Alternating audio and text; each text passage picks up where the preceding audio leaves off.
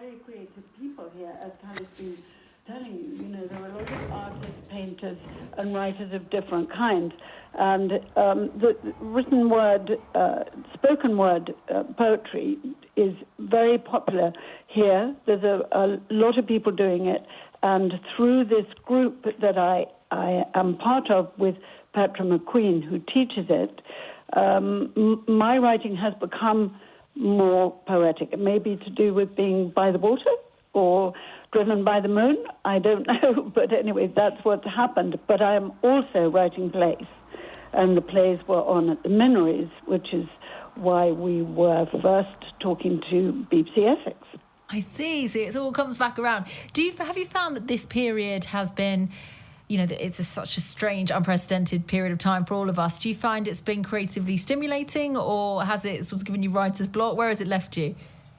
Well, I think it's very complicated with writing or painting. You tend to drive yourself toward the deadline. And, of course, there are no deadlines now. Yes. No deadlines, no newspapers, and no theatres.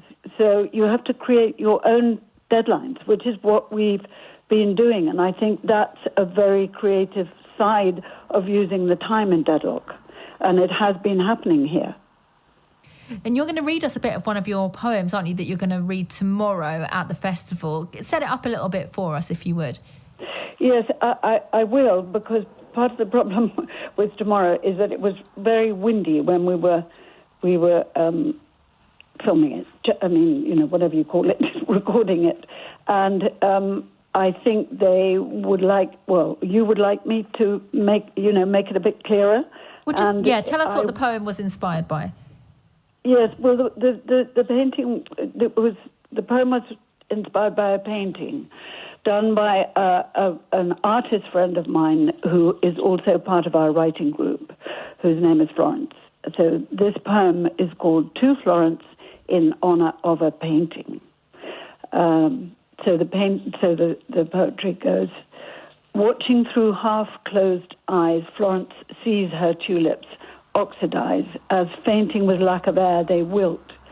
And she wants to be part of this slow passage of time from day to night, from wrong to right, from dark to light, from perfumed earthly life to ashen ghost of the imagination, till spirits join their dance of soft disintegration.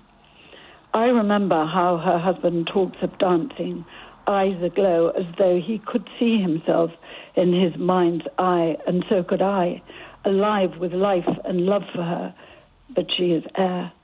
Although they know they are a pair, their elements are far apart as silk and steel, or knife through cream, and dancing light as another downy feather, they together are clear to her as the tulip's subtle smile. Holding the paintbrush steady in her hand, there's something in the way she brushes the surface of the page, like a lover's fingertips, testing the texture of skin as it changes with age.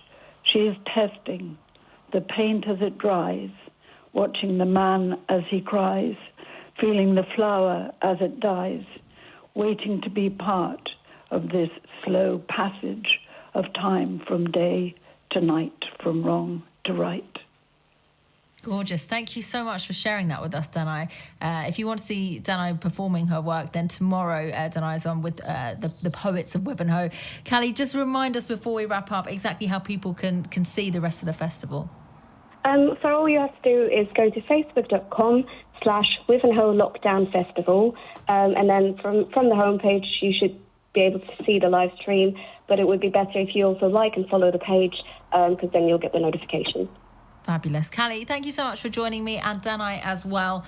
What a treat. Wivenhoe Lockdown Festival. I hope also, as Callie was saying, it would be lovely, wouldn't it, if it inspired the rest of Essex to do similar things. It's nice to have events during lockdown, things to look forward to. And remember, if you, like Danai, write poetry, if you've got something that you'd like the rest of Essex to hear, you can always upload it and potentially have it played out here on BBC Essex by going to the BBC Upload website. Upload is a really popular new feature here on BBC Essex, and it's a chance for your work and your creativity to be aired